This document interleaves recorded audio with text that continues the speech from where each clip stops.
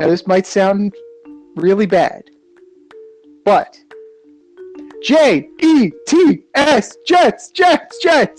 The Jets are going to pull this off this week and totally fuck with everybody. We're going to start off the show next week with that little clip of you picking them and chanting that, by the way. Hey, you know what? Snap boy, I hope you recorded that. That's how we're starting the show next week. Well,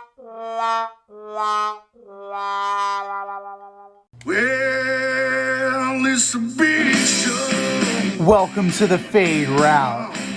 It's a big bad show tonight. With DNZ. Yeah, it's a big show. Here are your hosts. Crack it up, turn on them lights. DNZ.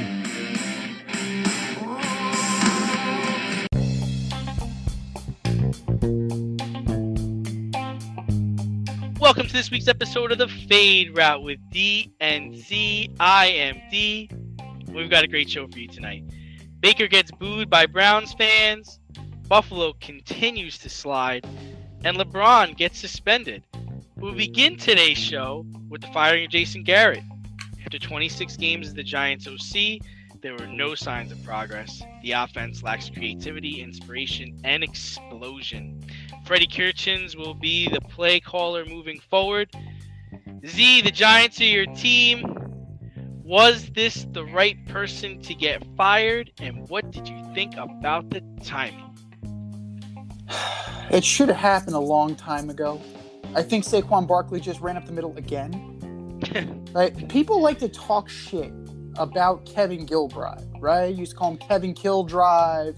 They used to give you all this crap about Kevin Gilbride. Kevin Gilbride looks like a genius, right? He looks like Sean McVay compared to Jason Garrett. I don't know where the innovation went. Oh, I know where the innovation went. Kellen Moore. That's where the innovation went. But you have the worst red zone offense in the league. You have, I think, the 29th worst offense overall. And that's a recipe for disaster. Basically, I really think that Mara went to Joe Judge, and it's we're either getting rid of Garrett or we're going to get rid of you. And it was just like, okay, bye, Jason. Bye. Freddie Kitchens, terrible head coach.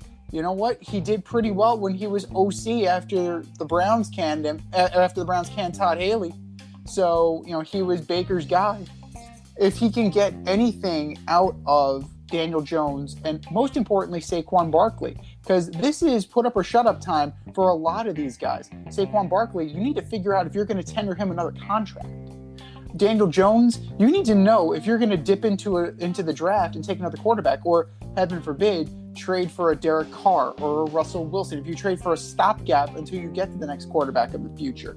So the Giants are in a crossroads right now, and you know what?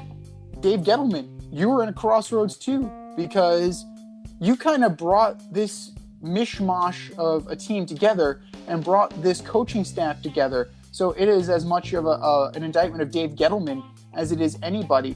And, could they have pulled the trigger a few weeks ago? Absolutely. But, without Barkley being there and the team finally rounding into health, I think Sterling Shepard is the only offensive player who is out right now, who hasn't been placed on IR. So, this was the time. They've had as full of a cupboard as they could have, and that was what he put up. 10 points. They never scored 30 points in his tenure. They never put up they gave up 30. They gave up 30 a lot. That's on Patrick Graham. But they never scored 30 points or more. Yeah, I didn't like the hire to begin with.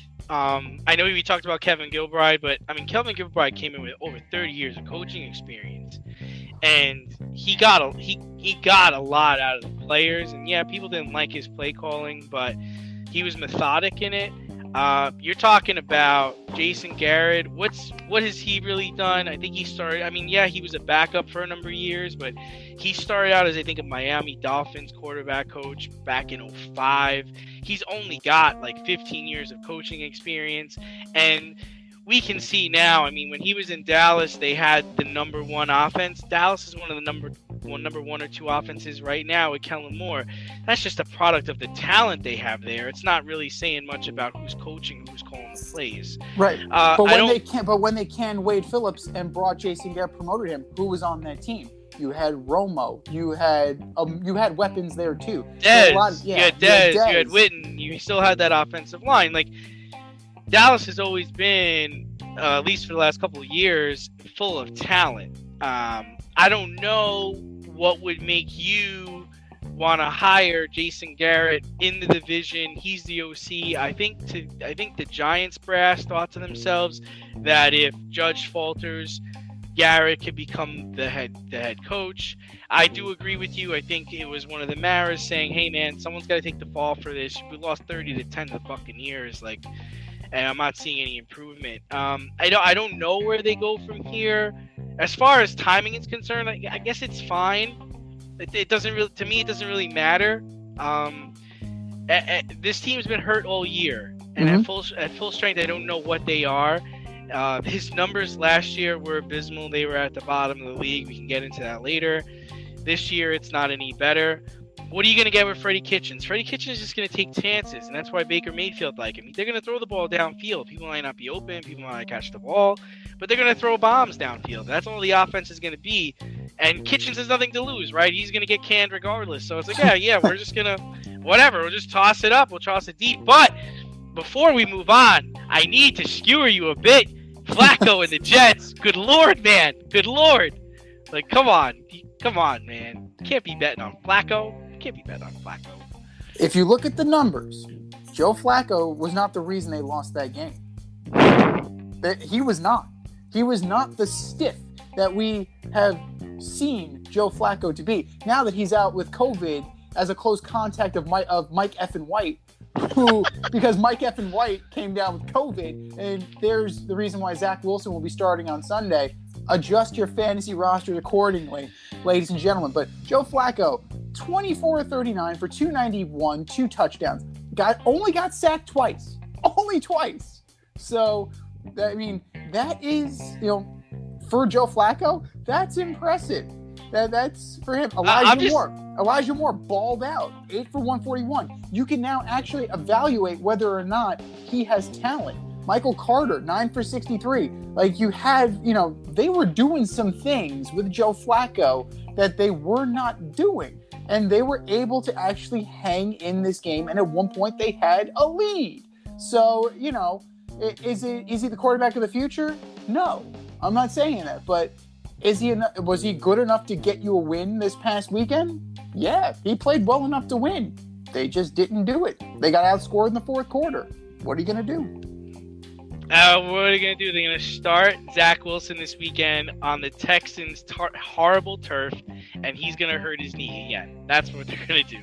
The Texans who are on a one-game winning streak, mind you. The Texans who took down the Titans. Yeah, that Texans team. So, I mean, the NFL is very unpredictable. I mean, but we talked about this. We know what Joe Flacco is. We don't know what Mike White is.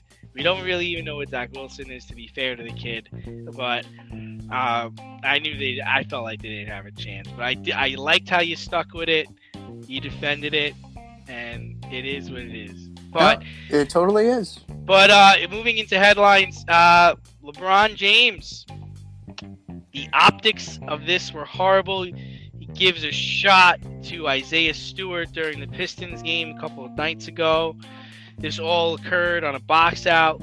LeBron appears to unintentionally punch Stewart in the eye, which causes him to bleed profusely. Stewart, New York native, then needs to be restrained by coaches and teammates on the court and ultimately escorted to the locker room by security.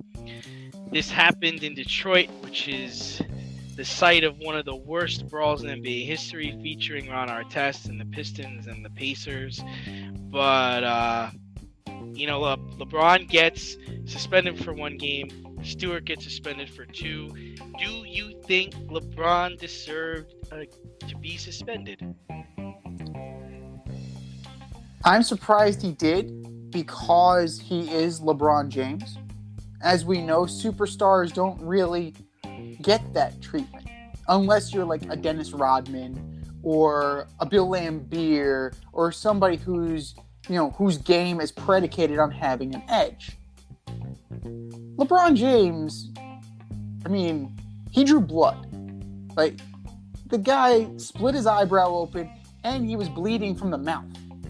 So errantly, I don't know if he bit his lip or bit his tongue and that's why he started bleeding from the mouth, but he at least got hit in the face. Like, I gotta say, credit to the refs for drawing the tech, for calling the tech, kicking him out of the game. Like, that is important. And, maybe this is a sign that, at least in the regular season, they're going to try and call this as a point of emphasis on superstar players. So, did he deserve to get 2 games? Yeah, I would say that would have been fair. I'm fine with the 1. I think he didn't play against the Knicks. Whoop-de-friggin' do. So, if I was Isaiah Stewart, I'd be pissed off too. If I just got punched in the face and I was just bleeding, like, I would totally be that. To me, that's an appropriate reaction. Like, you punch me in the face, you sucker punch me, even if it's an accident. I want to fight you. Like, I want to fight you. I want to fight you. I'm sorry. Like, you draw my blood, I'm gonna at least come at you. But the real winner in all this is Cade Cunningham, because he was in there restraining him, right? If he's supposed to be the future of the Detroit Pistons fans, you have to like what you see out of this kid, because he's in there, he's trying to break it up. He's trying to be the voice of reason. He's trying to show leadership. That's what leadership looks like, boys and girls. Yeah, you're the star of the team, but you're in there trying to diffuse the situation entirely. Yeah, I mean, I don't think it was intentional. I don't think LeBron knows his own strength sometimes. I think part of this was frustration. Stewart is averaging 7-7, Rochester native, in his 2nd year on a bad Detroit Pistons team. And LeBron has been hurt most of the season, and the Lakers are not any good right now. I don't think LeBron needed to be suspended. I think he could have he could have avoided suspension by maybe apologizing in real time in the moment or speaking to the press afterwards. I'm not sure what he was trying to allude there. He certainly didn't help his cause for not being suspended. No, absolutely not. And it's one of those things that, yes, this is not what he signed up for, right? He signed up for, if you look at the roster of this team, this is supposed to be like a ready-made turnkey repeat type deal. So I don't know what this is. What are we? 12 games in, 13. I don't know what this is. If you watch them play, it's awful basketball.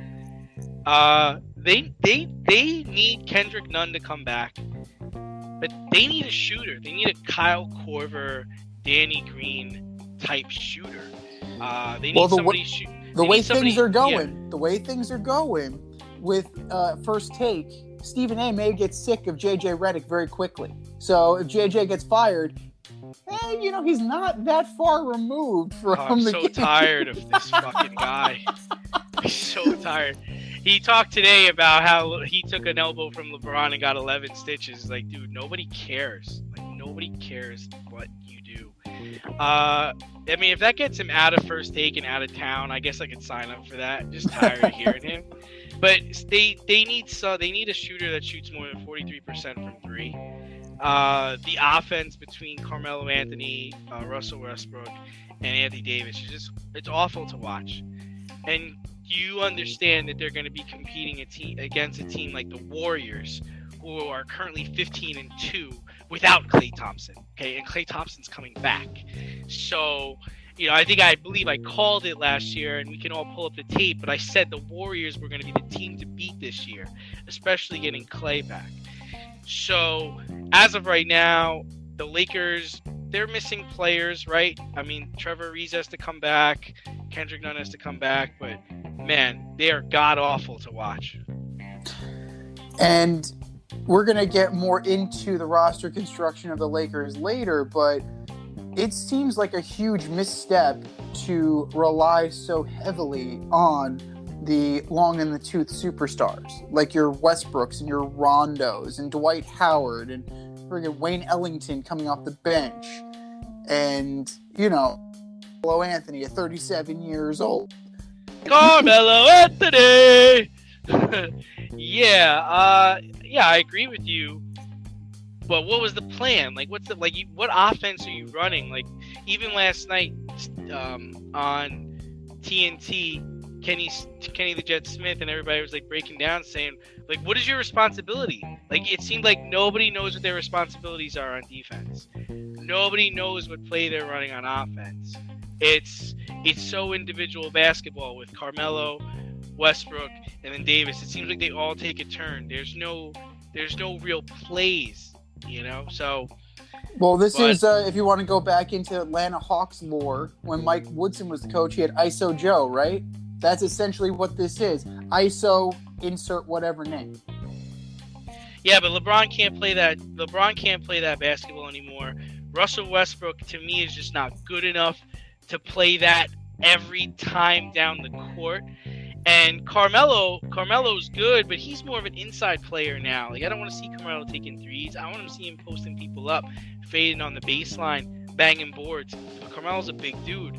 I want to see him and Anthony Davis down low. That's what I think. That's how I think they can win. And that's how they can beat the Warriors, ultimately, is inside with Melo and Davis, and then put LeBron on Curry, and you're going to have to make Klay Thompson, who hasn't played basketball in 2 years, beat you. Put Westbrook on him and let him beat you. If he scores 38 in 3 quarters, you got to live with that. That's for talk down the line.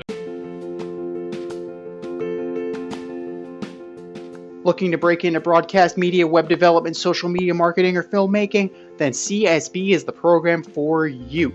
From day one, you'll be trained hands-on by industry pros like friend of the show Rob Adams, whose goal is to get you trained and get you working in months, not years. CSB offers 8 and 16-week programs in small class sizes designed to give you the personalized attention you need.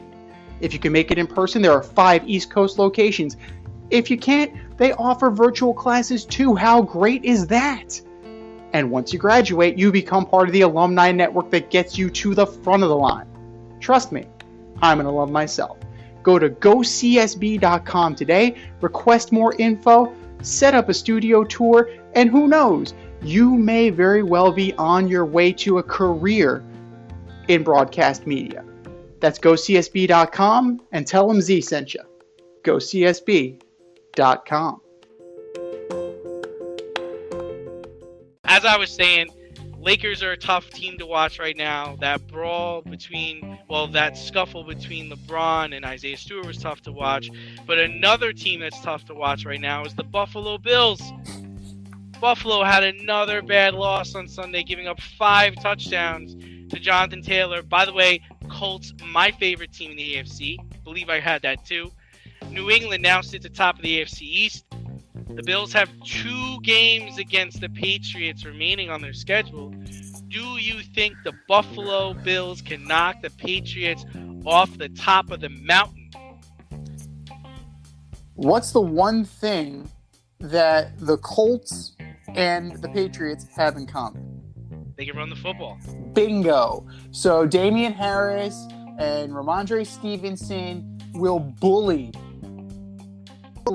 this Buffalo defense. And you cannot be bullied on defense and expect to go far. Secondary-wise, Buffalo has a great secondary with Trey White and Poyer and Micah Levi Hyde. Wallace, Micah Hyde. You have legit talent in that secondary. Front 7? It definitely leaves a lot to be desired. And Jonathan Taylor and the Indianapolis offense exploited that. 32 carries for 185 yards and 4 TDs. Like, he beat the snot out of the Buffalo Bills front seven. It was non-competitive. It was absolutely non-competitive. Carson Wentz only threw the ball 20 times. So which is their recipe for success. That's the Colts' recipe for success, right? Absolutely. Keep the ball out of Carson Wentz's hands. Yeah, don't let decisions. Nope. Do not let Carson Wentz beat you. Turn around and hand the ball off. Just turn around and hand the ball off. Damn it.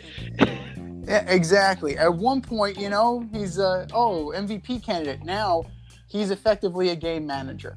Like, he's doing what Phillip Rivers was brought in to do last year. So if they do not clean up this rushing defense, they have no shot against the Patriots, because the Patriots will just run the ball down their throats, and then they'll design some trickeration like you've seen from Josh McDaniels, who's very good at that, and they will just run up the score. And the other thing that the Patriots have is a pass rush. Matthew Judon will be very intimate with Josh Allen. Like, he will know what Josh Allen had for breakfast. He'll be able to smell his breath. He'll be that deep in the backfield. The thing about it is the Bills do not have that Tennessee Titans moxie that the Titans had over the last 2 years, being able to go into Foxborough and pretty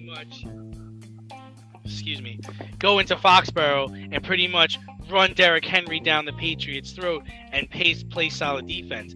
The Bills don't have the running game, man. Zach Moss did nothing. I think he had maybe 10. I think he had 17 yards on 5 carries, something terrible like that. The Pats brand of football is too good right now. They run the ball efficiently with 2 backs. The quarterback does not turn the ball over, and they play sound defense. The Bills' leading rusher was Matt Breida over the weekend. That's not going to work, man. That's not a recipe for winning. That's a gadgetry. That's something that, you pull out against a random team, like to get over the hump against Dallas or to beat a team like the Bucs. That's not something you can rely on every single week. They need to get Moss the ball, and I'm not just saying that because he's on my fantasy team. I'm saying that because he's the guy you drafted in the 3rd or 4th round for this, right? Yeah. Singletary should spell him. Breida could be your 3rd down back, and Josh Allen needs to stop running the football before he dies. Well, Josh Allen did limit his carries to 2 this week. So, mostly because they were so far friggin' behind that he had no choice but to throw. Right, but that's what the offense is missing, right? The offense is missing that Josh Allen 40 yards, 50 yards, 60 yards. Like, that's what their offense is missing, because he's either toned it down or he's not doing it. But they need to figure out how they can spell that. They need to figure out, okay, what can we do to make up for that ground? I mean, this is a bad loss. This is a team that they're likely to play when they get to the playoffs. And Buffalo, you have a huge home field advantage if you can get teams to come to Buffalo and play. I'm sorry, but if you got to go to Foxborough or if you got to go into Indianapolis, I don't like their chances. They're just going to be a team that's going to play better at home. Same thing if they had to play Pittsburgh or Cincinnati. Unlikely they'll have to play one of those teams. But the only team that they should feel comfortable going on the road and beating is Tennessee, because they only lost to them by a few points, and Tennessee seems to be falling apart right now. Well, Tennessee definitely is losing. They cut Adrian Peterson. They're struggling. Which I didn't get. I didn't see what. I don't know what that was about. It might just be that because I think McNichols was also kind of banged up too. So I don't know if it was a roster crunch thing or they just didn't like what they saw out of Adrian Peterson. Because you're not going to get MVP Adrian Peterson. He's long in the tooth, but he can definitely provide you with a lot of that veteran moxie that you were talking about. Unless they know something we don't know, and Derrick Henry is a lot healthier than they're letting on, which is another thing altogether. But I don't know. Tennessee seems to be in a little bit of a tailspin as well, and a little bit of an identity crisis, because if you have to have Ryan Tannehill be the guy, he showed you that he's still the Miami Dolphins' Ryan Tannehill. A touchdown and 4 picks. So we've been talking about this for the better part of a year now. We've been on about 70 episodes now, and we have discussed the Buffalo Bills' lack of a running game besides Josh Allen for a good third of those episodes. So, I mean, at this point in the year, it kind of is what it is. You would have called Todd Gurley by now. You would have picked up Adrian Peterson before Derrick Henry got hurt. They appear to be satisfied with what they get out of the running back room. And that ain't it. I'm sorry. That just is not good enough. If you want to play ball control and keep these offenses off the field, if you're going to shoot out like Kansas City style, Kansas City still establishes the run with Clyde Edwards-Helaire and Williams. Like you still need to do that. You're not going to win a shootout in the playoffs.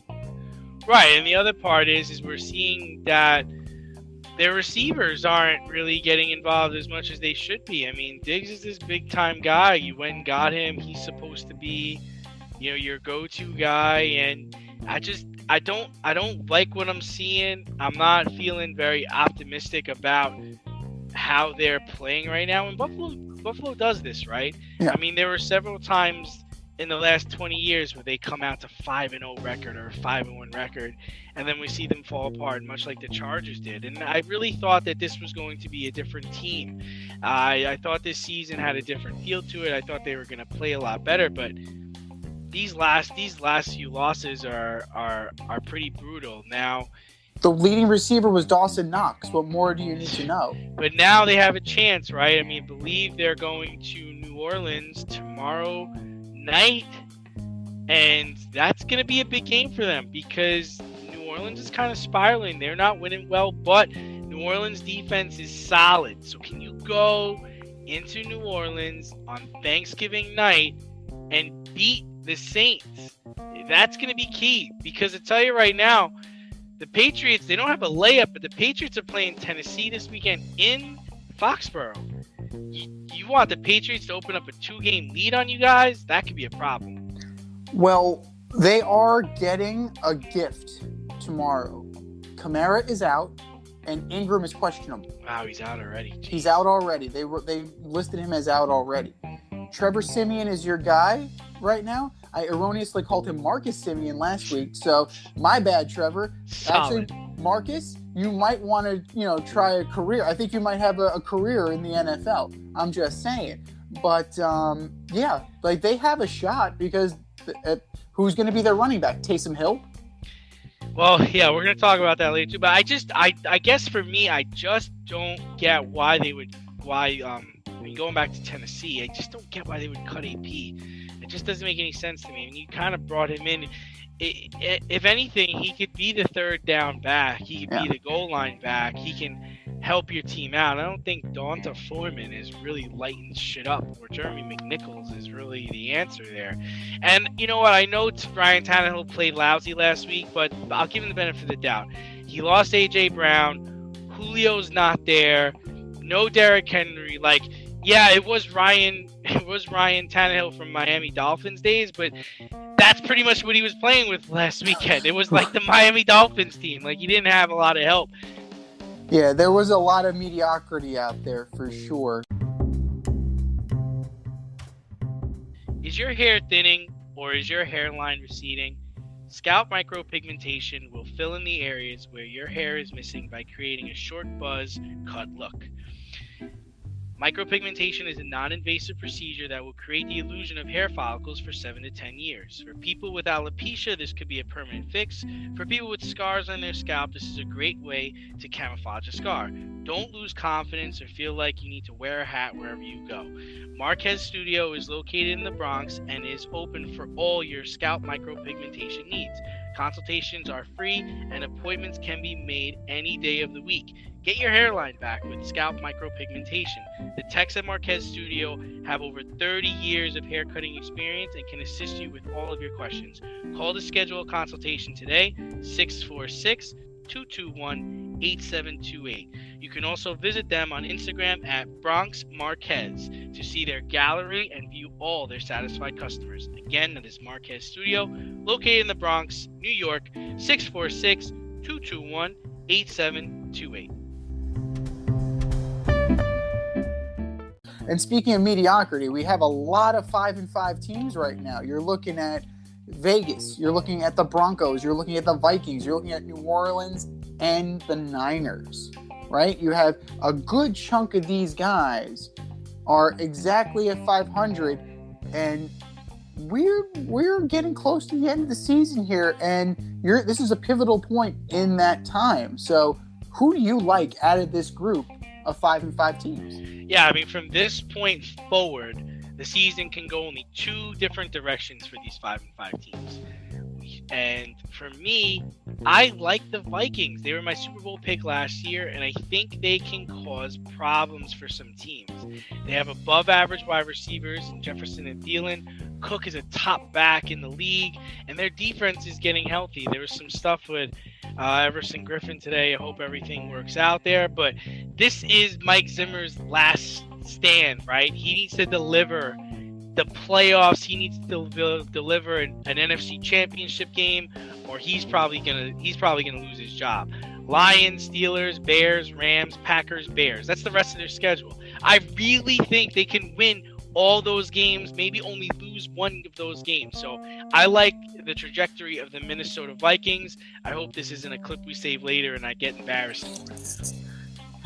Don't worry, we have it right here stored in the database. So if it is, you are good. We are good. The Vikings are solid. I could definitely roll with the Vikings. They definitely have a formidable team right now, and it all depends on which Kirk Cousins you get. If you get, primetime Kirk Cousins, you're screwed. But New Orleans, they're a little depleted right now, and their schedule it's not the best. In the upcoming weeks, they have the Bills tomorrow night. They also have the Cowboys and the Bucks. So those are a little bit iffy. They also draw the Jets, the Dolphins, the Panthers, and the Falcons. As currently constructed with Trevor Siemian as your quarterback, I'm not 100% sold on that. And Taysom Hill, if they decide to put Taysom Hill in there, I'm even less sold on that. So I think you can kind of write off the Saints at this point. Once Jameis Winston got hurt, I kind of figured they were done. San Francisco, I think, is probably the best position because of the all-around nature of the team. Because you have Jimmy G, you have Elijah Mitchell who can run the ball, you have Kittle, you have guys on that defense that can play. And they play the Falcons, they play the Texans, they get the Seahawks. Like, you have some winnable games. The 49ers, right? The Niners, yeah. Yeah. Like, this is going to be this weekend they get the Vikings. That's going to be the slugfest. The Rams, I'm not sure what the Rams are right now. The Bengals can be beaten. The Titans can be beaten. We've seen that. And I'm a little skittish on the Rams, especially it's the last game of the season. If they have things sewn up, they may not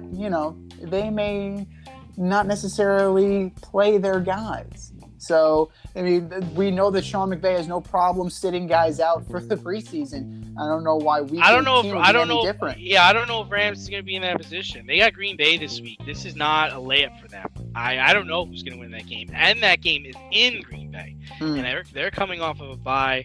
Rodgers has a fractured toe, apparently. It's not the swollen COVID toe that he was talking about? Yeah. I think you can cure that with DMT and elk meat. This is a pivotal game for the NFC. This could really determine seeding, and I think everyone's going to be going at each other.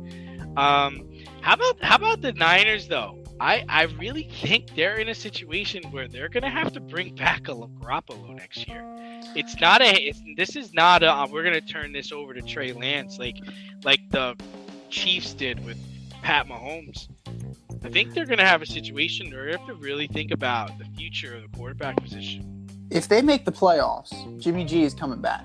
Now, if Jimmy G gets hurt and Trey Lance comes in and they still make the playoffs, then that gives you a little bit of pause, right? It's a little bit of, Nick Foles, Carson Wentz type deal. It just seems unlikely. Like, I feel like with Kansas City, you were hearing reports of Pat really slinging it at practice, Pat really having command of the offense. Pat started the last game of the year that year.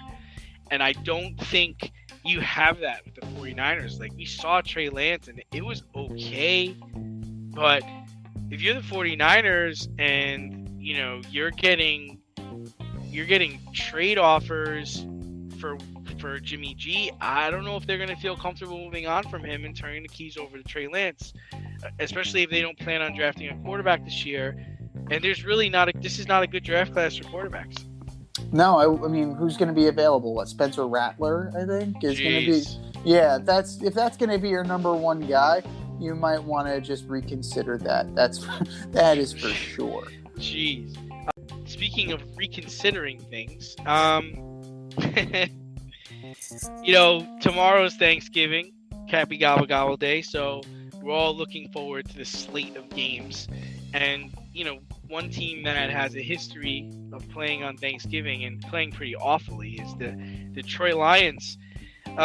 They lost again this past weekend to the Browns, and they were in the game. They only lost by 3, surprisingly. Will they finish the season winless, or is there a win in sight? And the other question I have is, should the NFL consider removing the Lions from the slate of Thanksgiving games? I'm going to answer the second question first. Abso-friggin-lutely. Like, the Detroit Lions have ruined too many Thanksgivings for the citizens of Detroit and NFL fans at home and abroad. Right? And it's the first thing you get. It's the appetizer, right? If, you know, we're going to do like a little food analogy here. It's supposed to be, you know, the pigs in a blanket, a little canapé that whets your appetite for the main course, which is the Dallas Cowboys at 4:00. And this is it's like a turd. It's a turd on a piece of bread. That's what you get from the Lions almost every year. And this year it's going to be particularly stinky because they got the Bears and Andy fucking Dalton. Andrew Dalton, because Justin Fields has broken ribs. I love Andrew Dalton. This is going to be absolute garbage. So I would consider removing them, or at least rotating. You know, maybe move them to the night game. Like, I don't know, just stop having them be the amuse-bouche for my day.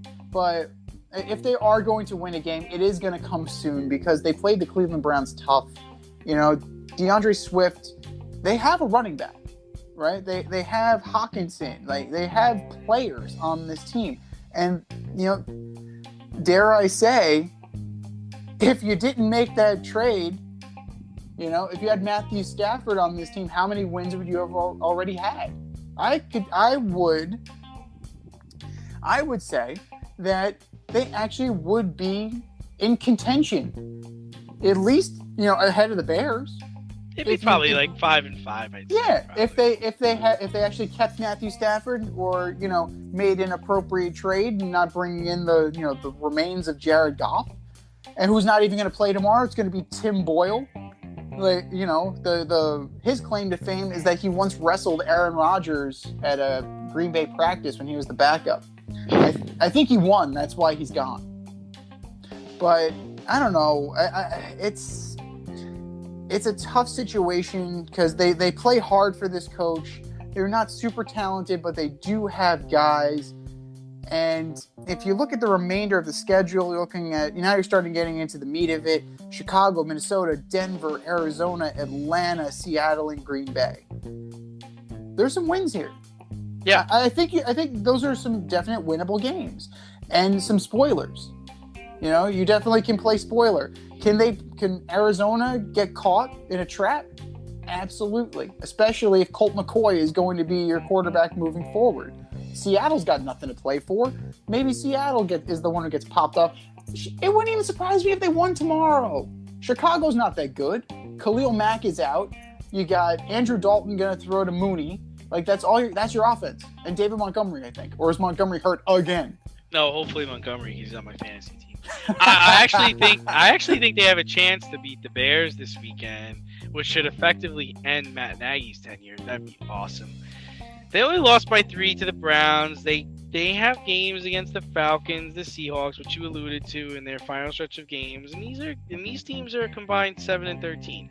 So Russ and the Seahawks just don't seem right, and Atlanta just got shut out by the Patriots. So, and to talk about the other part, as far as removing from Thanksgiving, I mean, at first I thought the Lions should get pulled off of Thanksgiving for a more prominent team, like the Patriots, right?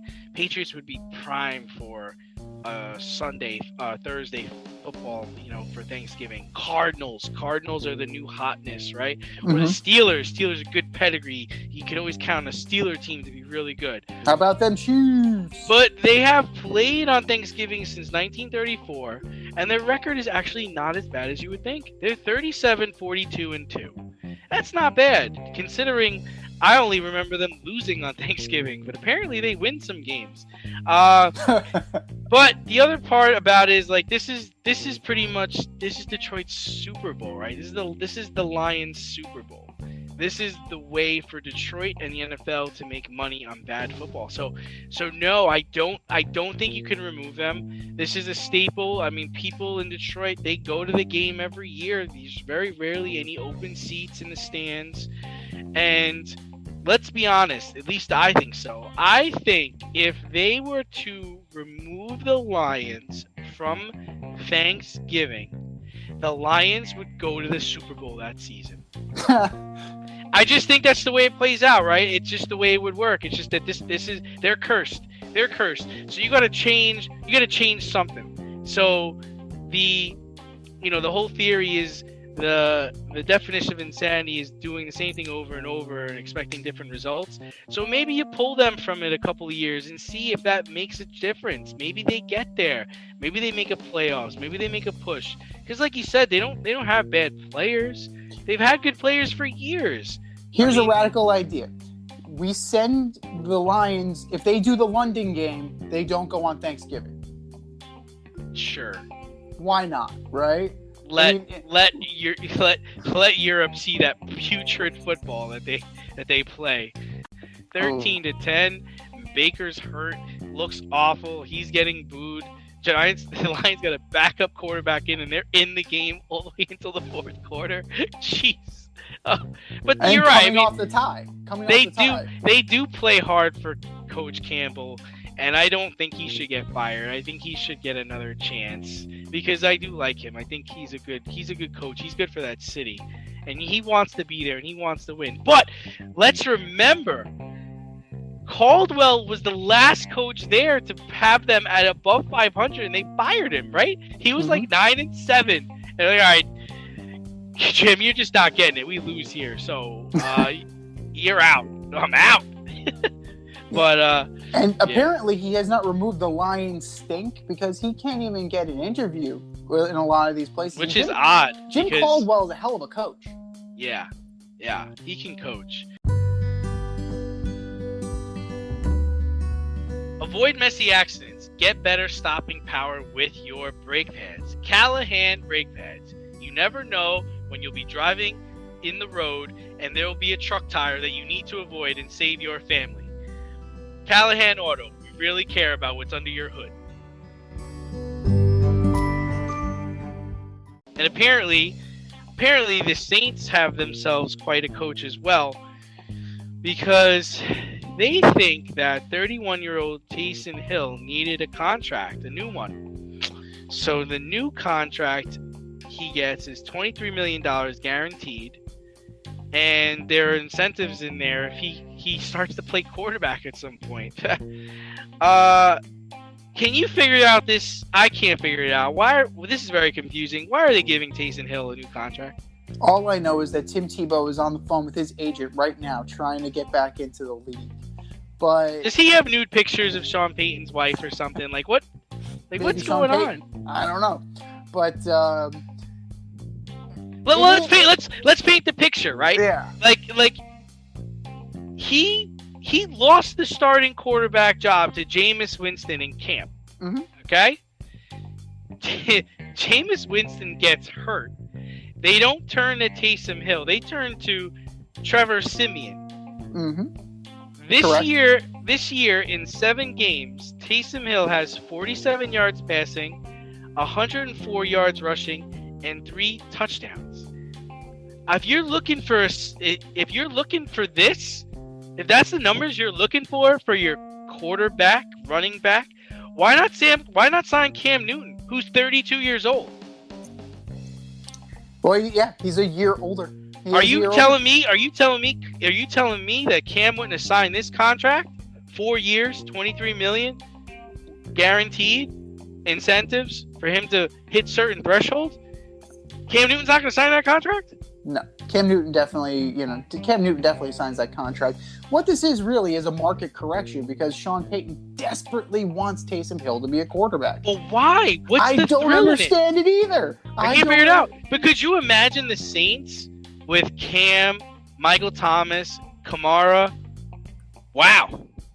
Then you could still run all your bullshit gadget plays with Cam. Yeah, you definitely could. What's the obsession? He would have been a quarterback by now. I don't understand. If he was any good, he would have taken the job. He would have won the job in camp from Jameis Winston. Or better yet, he'd be playing in front of Trevor Siemian right now. Mm-hmm. How he gets a contract extension with these numbers, like, Sean, what are you worried about? Where's he going? Who wants to sign him? Are there teams lining up to sign this guy? Right. Like, who's going to sign him? The Dolphins? The Bears? No. Who's signing? The Seahawks? Who's signing this guy? That's the other thing. You got a situation where Russell Wilson's time could be up in Seattle. You're not going to try and get Russell Wilson? What do you need this? Not clown. I like him. I follow him on Instagram. But what do you need this guy for? What I find interesting is that you mentioned, Wilson. The Saints were on his list. Like that's that's it. That's a place. That's a perfect landing spot for him. The cupboard is full. Now with Hill, I think it's kind of like the Matt Flynn syndrome, where but Matt Flynn had that one game where he had 6 touchdowns and then got paid. But didn't we learn our lesson? Apparently not. Apparently, the little girl with the curl is still out there, and people are still getting paid on potential. Taysom Hill has not done anything to warrant this attraction from Sean Payton. But Z, you sign these guys, right, to extensions or new contracts because you're worried about them hitting free agency.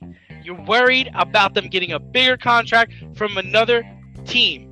Who the fuck are you worried about signing Taysom Hill? The New England Patriots. I mean, it looks like they got their guy though.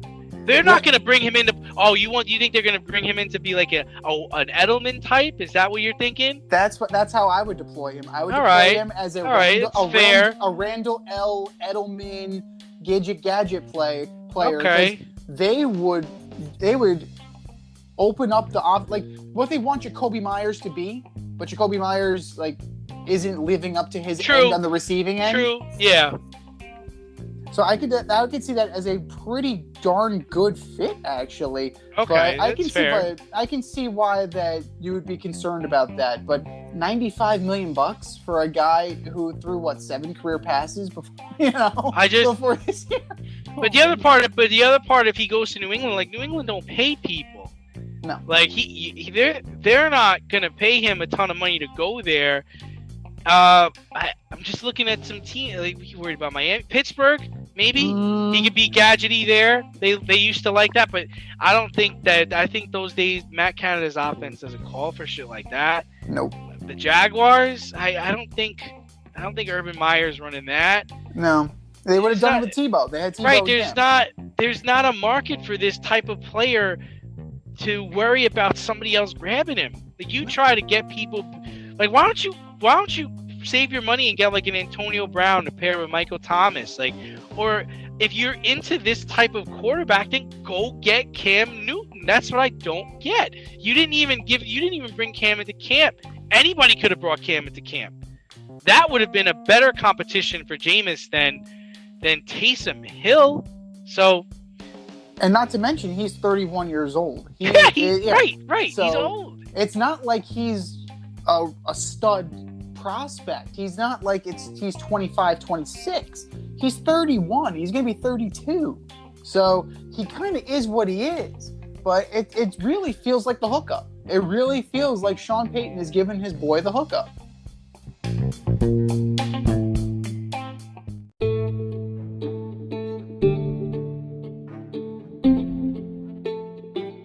You can find the Fade Route on Facebook now. Check out our Facebook page, The Fade Route with DNZ. It's a one-stop shop for everything we do. Content, link to the Fade store, all of our episodes, you name it, it is there. The Fade Route with DNZ on Facebook.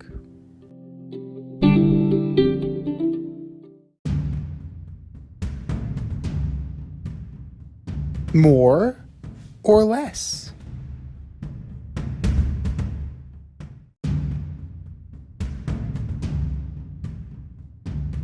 All right, boys and girls, you know how it goes. We have statements. It's either more likely that it's going to happen or less likely that it's going to happen. More or less, number one, the Lakers will add a big name before the end of the season. Yeah, we talked about this earlier in the episode. I actually just think it's less likely. I think they just need to get healthy. Trevor Ariza has not played. LeBron's been hurt. Kendrick Nunn hasn't not played. They need a three-point. I agree they need a three-point shooter. Kendrick Nunn, I think, shoots 38% from three. And that's just going to have to be it. There's nobody out there to get. There's no player out there that they can go get, trade for, or bring to LA unless they're going to go get Damian Lillard. And I don't think he's leaving.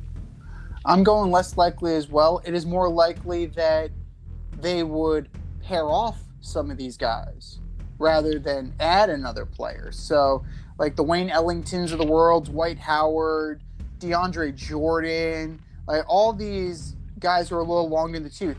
I mean, if they wanted to admit that the experiment went south, they could dangle Russell Westbrook and see what they can get for him. But I don't know if there's a market out there that would really want to bring in Russell Westbrook unless you're going to like flip him to the Nets for Kyrie.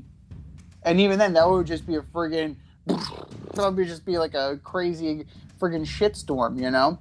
But it's more likely that they're going to get rid of guys than add because, you know, there's still too many names on this roster and not enough talent and performance.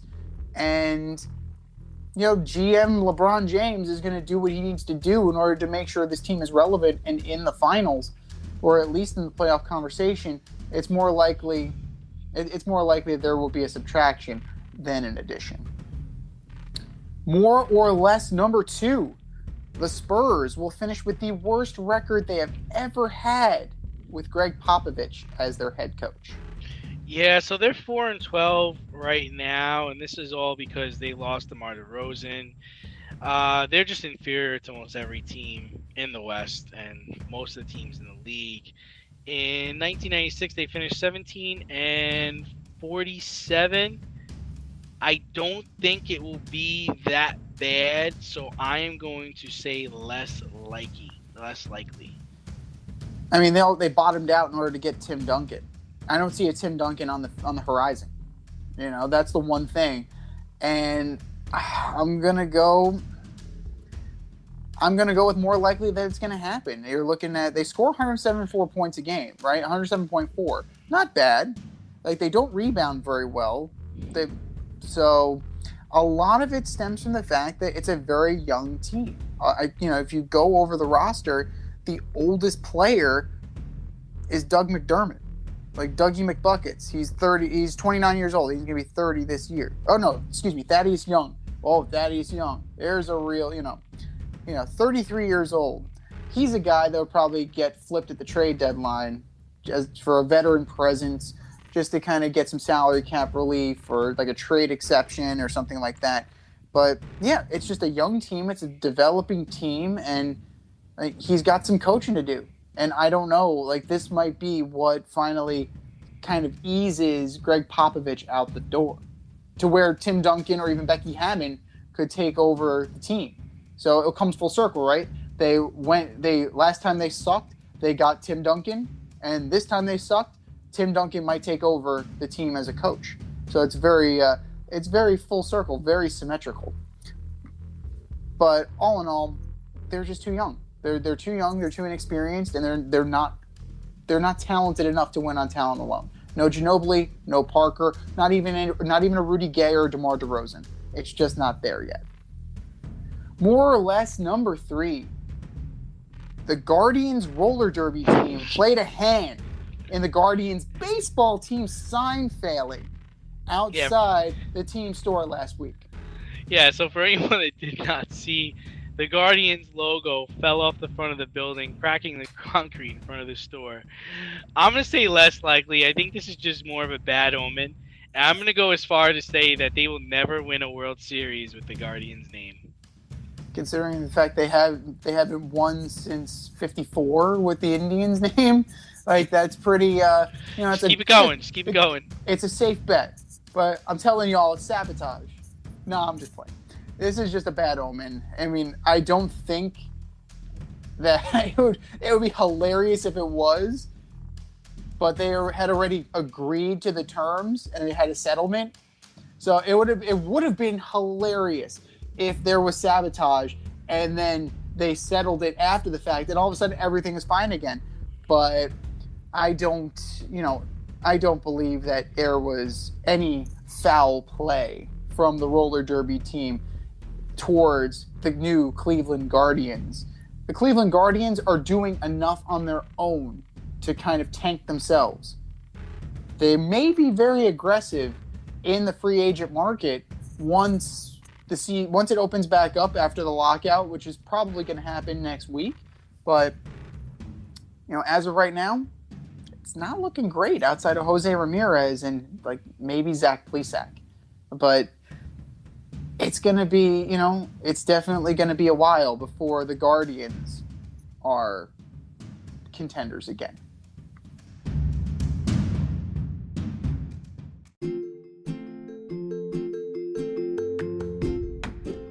Can't help but smile when you see a balloon. The simplest occasion is a party. Westchester Pop Stars, located in New Rochelle, New York, offers balloon styling and decor for all life's events. Birthdays, anniversaries, weddings, showers, school and corporate events, store openings, or just because.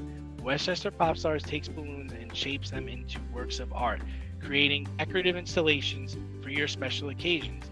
No event is too big or too small, and their custom personalization service is top-notch. Westchester Pop Stars is a private studio, quickly expanding. In-person consultation is by appointment only. Send an email to westchesterpopstars@gmail.com for more information or to schedule an appointment. No need to hire an event stylist. All you need is balloons. Currently servicing Westchester, Putnam, New York City, and Connecticut. To find Westchester Pop Stars, search for them on Instagram, Facebook, or Google.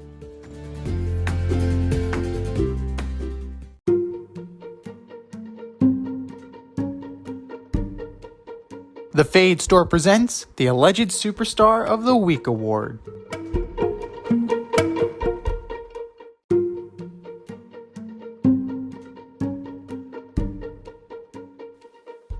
You know what time it is, boys and girls. Settle in with those mashed potatoes. Settle in with that mac and cheese. Slice up some turkey. It is time for the Alleged Superstar of the Week Award. The poll will be up after the show. Get to our Twitter page at FadeRouteDNZ and cast your vote. Do you know, D, who won last week? I forgot. Who won? In the narrowest of margins, Sidney Crosby of the that's Pittsburgh right. Penguins for his hip toss into the boards, possibly causing a serious injury. He was last week's Alleged Superstar of the Week. And who will this week's be? Who are your nominees, D? All right, first up, we got Baker Mayfield calls out the fans for booing him after going 15 for 29, 176 yards and 1 touchdown and 2 interceptions. Dude, just played better. If you're hurt, don't play. I don't want to hear you arguing and complaining with fans. Baker Mayfield, you are my Alleged Superstar of the Week. Number 2, LeBron James hitting a second-year player so hard in the face he starts to bleed from his eye in his mouth. Then you skip out on the press conference after the game. That's not publicly cool, dude. You gotta issue an apology. You gotta say something. You're the face of the league.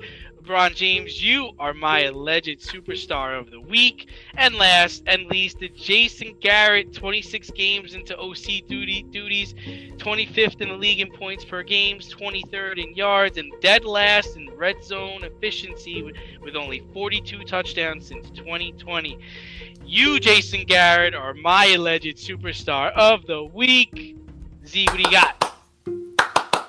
Very, very good. In honor of Jason Garrett. Goodbye. Just clapping it up. Clapping it up. All great choices for me. Number 1, Ryan Tannehill, 35 of 52, 323. That doesn't sound too bad, right?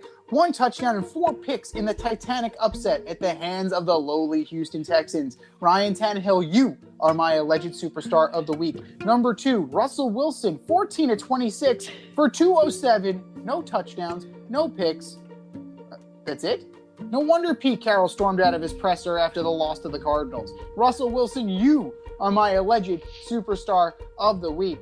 And last but not least, a second time being nominated, Steve Cohen, for poisoning the well with agents after his comments after Steven Matz signed with the Cardinals.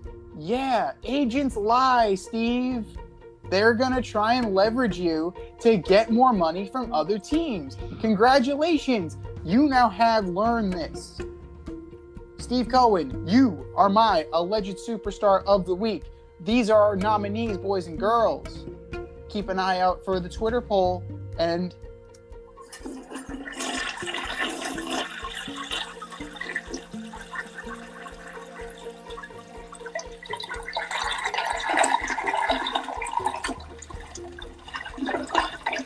to all of our nominees, happy Thanksgiving and do better. Just do better.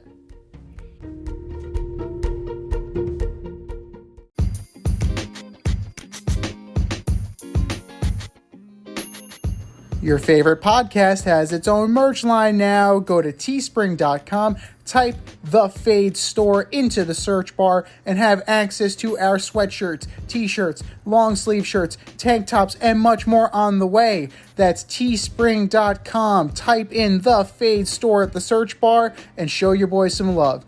Rep the Fade Route brand only at the Fade Store, only on teespring.com.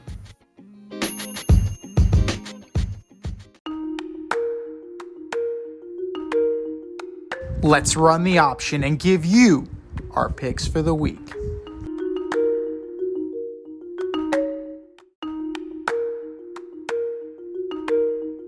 All right, brother. It is the option for week 12. How'd you do last week? I crushed it. I got 13 out of 15 games. About time I get back into it. Nice. Very good. Very good job. I went 8-7. Couple of risky, solid, steady Eddie. A couple of risky bets on my part. They didn't quite pan out, but we're gonna keep slinging. Right? And I lost two layups. I lost the Titans game and the Cowboys game. Yeah, well, you know what? The Titans won. Who can really predict that? I mean, that came down to weather and sloppy conditions. So hey, anybody can beat anybody any given Sunday. That's the old cliche. Teams on the bye this week, ladies and gentlemen. You have the Kansas City Chiefs and the Arizona Cardinals. So adjust your fantasy rosters accordingly. Tomorrow, Thursday, Thanksgiving, 12:30, the 3-7 Bears at the 0-9-1 Lions. The Lions beat the Bears, effectively ending Matt Nagy's rule on the putrid franchise. Whew. Brave soul. Very brave soul. I'm going to take the Bears. Tim Boyle starting at quarterback has me off of this pick. And, yeah, I don't think that Tim Boyle... This is their Super Bowl, man. This is their Super Bowl. It is, but I don't even think Tim Boyle is as good as Jared Goff. I'm not, neither one of them is as good as Mike F. and White. But, I don't think either one of them are going to deliver the goods. 4:30, maybe you're sitting down to dinner. maybe you're having a little digestive just in between rounds. The 5-5 Raiders at the 7-3 Dallas Cowboys. Cowboys. Pretty easily. The Raiders are going to try hard. They're going to keep it close, but the Cowboys are stacked. In your nightcap, the 6-4 Buffalo Bills at the Saints. I was tempted to take the Saints, but I'm going to go Bills. They got to right the ship, man. I'm going to go with the Bills, too, especially after the Alvin Kamara situation. He's out. Ingram is questionable. It's lining up. It lines up for Buffalo. Sunday, 1 o'clock. 7-3 Bucks at the 6-5 Colts. I am taking the Colts. The Bucks have not looked good. Up until recently, anyways. You know, the Giants can make any offense look great. You just gotta play them. It depends. If Vita Vea is there, he'll have a chance to stifle Jonathan Taylor. If there's anybody I know that can stop him, it's Vita Vea. I'm gonna go with the Bucks. There's too much talent on that team. They should be able to win a close one. The 2-8 Jets at the 2-8 Texans. Terrible against terrible. I'm actually gonna go with the Jets in this game. Now you did it to me last week. I'm gonna do it to you this week. Turnabout is fair play. So we will see. I'm gonna go. Well, this is tough because the Texans really suck. So at least there are some bright spots, but the Jets are starting Zach Wilson again. I gotta go with the Texans. These 5-6 Eagles at the 3-7 Giants. Eagles, they're flying high right now. The Eagles are playing surprisingly well, and it looks like Nick Sirianni has this team trending in the right direction. There's turmoil at the Meadowlands. Garrett is out. Kitchens is in. I don't know if it matters. Eagles win. 5-6 Panthers at the 4-7 Dolphins. I gotta believe the Panthers will win that game. You mean the acquisition of Philip Lindsay by the Dolphins doesn't sway you? Not slightly. I'm going to go with the Panthers as well. The Dolphins, they caught the Jets last week. They were playing better, but the Panthers are a better team than the Dolphins. Possibly the game of the week right here. The 8-3 Titans at the 7-4 Patriots. I gotta believe the Patriots are gonna win, especially the way the Titans played last week. Pats are rolling right now. You have to like what the Patriots are doing. Even you Patriot haters out there. Doesn't matter. You plug in Mac Jones, the beat goes on. Patriots win. The 5-4-1 Steelers at the 6-4 Bengals. Steelers, and that's only because they're getting back Mika Fitzpatrick and T.J. Watt. They're getting healthy. They are getting healthy, but I think the Bengals offense is a little bit more explosive than we're letting on. So I'm going to go with the Bengals, even with the healthy defense. The 4-6 Falcons at the 2-8 Jaguars.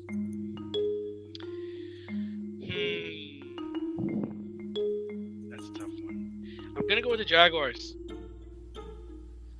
It is a tough one. It's definitely a tough one. It all depends for me if Cordell Patterson's going to play. He is what makes this offense go. And as you can see, because they got shellacked by the Patriots, they got shut out.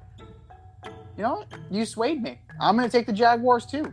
I don't like what I see out of the Falcons right now. We are in the 4 o'clock hour on Sunday. The 6-4 Chargers at the 5-5 Broncos. Chargers are looking good. I'm going to roll with them as well. The 7-3 Rams at the 8-3 Packers. Packers. Go, Pack, go. I'm going to go with the Rams. I think that Aaron Rodgers' toe is going to play a role.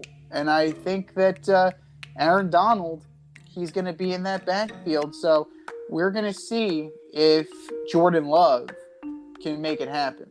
Because I don't know if Aaron Rodgers finishes this game. 5-5 Vikings at the 5-5 49ers. I believe in the Vikings. I'm picking the Vikings. Even though the 49ers are my fantasy football defense right now. This is going to be a very evenly matched game. You know, the Vikings are playing well, the Niners are playing well. It boils down to who's going to make fewer mistakes. And I have to say that I think that the Vikings are going to make fewer mistakes. They'll run the ball, they can pound the ball with Dalvin Cook, and Kirk Cousins will do a little bit better than Jimmy G. But both will kind of be, game manager types, as they are. Your Sunday night special, the 6-5 Browns at the 7-3 Ravens. Is Jackson clear to play is the question. Because Huntley went in and won. He did what a good, solid backup should do. But the Browns, they're kind of meh right now. So, yeah, I'm going to go with the Ravens as well. I just don't like what I see in Cleveland. And your Monday night delight, maybe, possibly. I don't know. The 3-7 Seahawks, rather. The 3-7 Seahawks at your 4-6 Washington football team. Gotta like the Washington football team. Taylor Heineke, he's magic, man. WFT is going to have the Seahawks saying WTF. Washington wins pretty handily. This has been the Fade Route with D and Z. Thanks for tuning in tonight. You can catch our podcast Wednesday nights on Anchor, Spotify, or wherever you listen to your podcasts. Until next time, stay faded, everyone. Happy Thanksgiving, guys, and we will talk to you next week.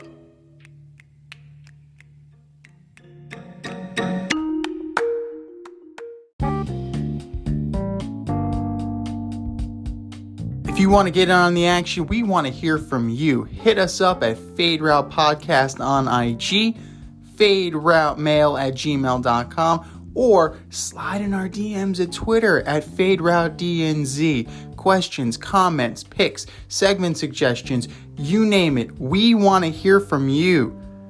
Get at us, in crowd. Thanks for listening to this episode of our podcast. If you like what you heard and want to hear more, be sure to like and subscribe on your favorite podcast platform. Rate us 5 stars, leave us a review, turn on subscription notifications, and tell your friends. Spread the word, spread it wide.